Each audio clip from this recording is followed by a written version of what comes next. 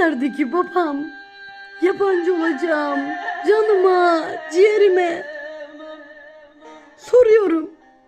Soruyorum baba, nasıl yaptılar bunu bana? İnsan nasıl kıyar canında can olana? Kıydılar baba, kıydılar bana. Öyle çok canımı yaktılar ki anlatsam sana mezarından çıkar gelirsin baba.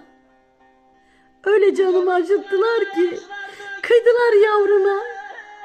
Her gün gözyaşı döktürdüler baba. Canından can aldılar. Emanet ettiğin yavruna kıydılar baba. Acımadılar ona.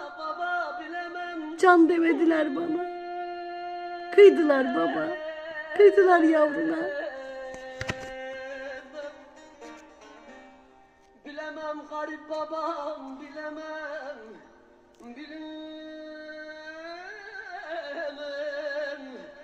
Bilemem, bilemem.